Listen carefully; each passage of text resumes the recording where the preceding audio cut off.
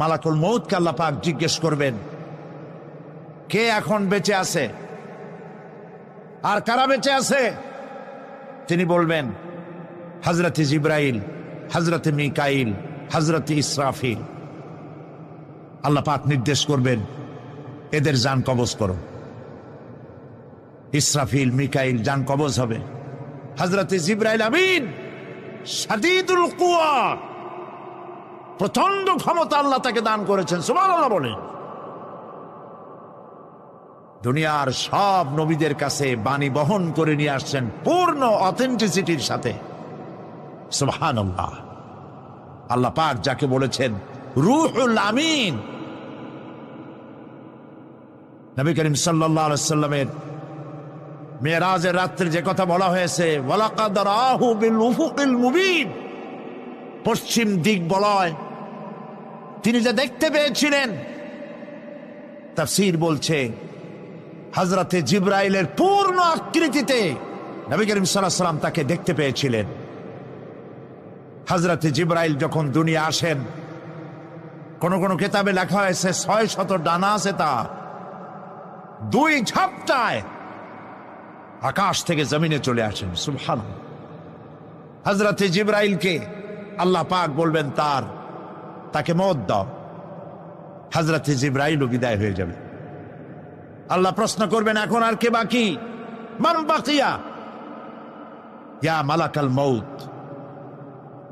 মালাকুল মউত বলবেন, হে আল্লাহ তাআলা, এখন তোমার সামনে আমি দাঁড়িয়ে আছি, আর কেউ নেই। আল্লাহ পাক বলবেন, মুত ইয়া মালাকাল মউত। আল্লাহু আকবার, মুত ইয়া মালাকুল মউত, মরে যা, মরে যা। মালাকাল মউত মরে চলে যাবে,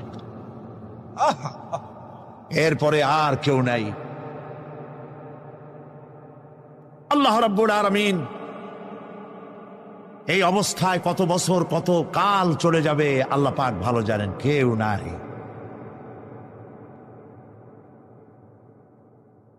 আজকের রাজত্ব কার?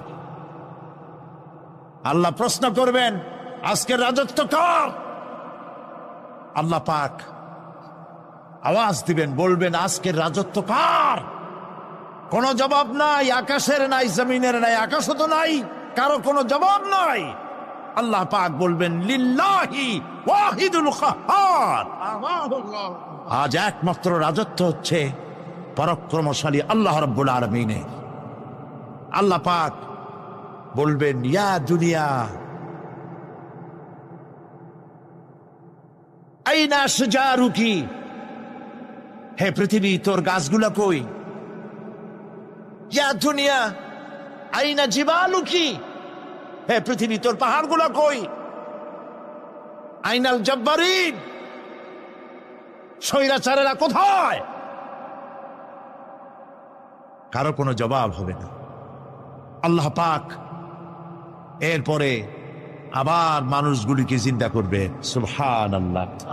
ওয়াইজাল কুবুরু বুসিরাত, যা কিছু মাটির মধ্যে লুক্কায়িত ছিল সবগুলি আল্লাহ পাক বের করে নিয়ে আসবেন। হাসরের ময়দান হবে, উপস্থিত হবে সমস্ত মানুষ, কেউ পলায়ে থাকতে পারবে না কোথাও। কুমিরে যারে খাইছে, বাঘে যারে খেয়েছে, আগুনে যারে পোড়াইছে, পানিতে যে পৌঁছে গেছে, পোকামাকড়ে যারা খেয়েছে, কোনো পথ নাই। সবাই আল্লাহর দরবারে উঠবে, পায়ে জুতা নাই, মাথায় কাপড় নাই, পরনে কোনো কাপড় চোপড় নাই, উলঙ্গ উলঙ্গিনী। উম্মুল মুমিনিন হযরতে আয়েশা সিদ্দিকা রাদিয়াল্লাহু তাআলা আনহা, নবী করিম সাল্লাল্লাহু আলাইহি ওয়াসাল্লামের জবান মোবারকে এটা শুনে কেঁদে ফেললেন, বললেন, ইয়া রাসূলুল্লাহ, আমারও কি সেই অবস্থা হবে? তিনি বললেন, হ্যাঁ। উম্মুল মুমিনিন বললেন, ইয়া রাসূলুল্লাহ, তখন কি আমার শরম হবে না? আল্লাহর নবী বললেন, কিয়ামতের এই বিভীষিকাময় দৃশ্য দেখে মানুষ মানুষের দিকে তাকাবার কোনো হুঁশ থাকবে না। সব মানুষ উপরের দিকে তাকায় থাকবে, নিচে তাকাবার কারো কোনো ক্ষমতা থাকবে না। মানুষ অস্থির হয়ে যাবে। সেই হাসরের ময়দান, বিচারক আল্লাহ রাব্বুল আলামিন প্রত্যেকটি মানুষকে তার কৃতকর্মের জন্য হিসাব দিতে হবে। আল্লাহ রাব্বুল আলামিন বলেন,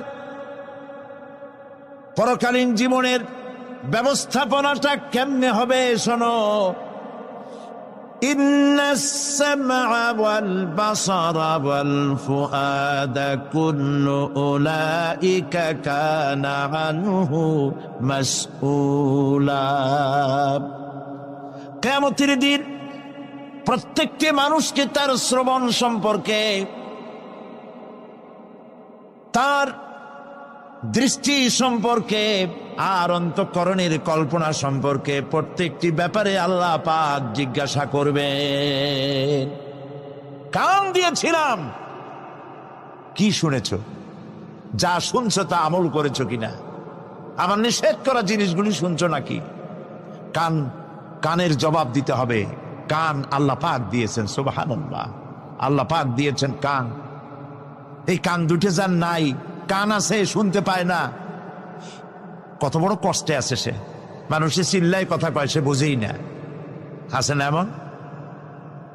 এই কানের সম্পর্কে প্রশ্ন করা হবে, শ্রবণ সম্পর্কে, দর্শন সম্পর্কে প্রশ্ন করা হবে। যা দেখতে নিষেধ করেছি সেগুলো দেখছো নাকি? এর শুকরি আদায় করেছো নাকি? দুটি চোখ, এর শকর আদায় করা কি সম্ভব ভাই? আদায় করা সম্ভব? এই দুটি চোখ যদি না থাকতো, আমার গর্ভধারিণী মাকে দেখতে পারতাম না। এই সুন্দর চোখ দুটি যদি আল্লাহ না দিতেন, আল্লাহর এই সুন্দর সৃষ্টি দেখা থেকে বঞ্চিত হয়ে যেতাম। আল্লাহকে বলি, মনির, হে বিশাল আকাশের মালিক, তুমি দয়া করে না চাইতে আমাদের শরীরে যা দিছো নিয়ামত, মৃত্যুর আগে সিনায় নিও না। দুটি চোখের শকর আদায় করতে পারবো না। চোখের মধ্যে পানি আছে, কান্নার পানি না, সবসময় চোখে পানি আছে। চোখে আমরা পলক দেই না? কত কুদরত আল্লাহ পাকে। এই পৃথিবীতে দিনে রাতে অসংখ্য পলুয়েশন, রোগ জীবাণু সমানে উঠতেছে। এখন যদি মাইক্রোস্কোপ যন্ত্র এখানে থাকতো, তাহলে দেখতেন এই পরিবেশটা কত দূষিত।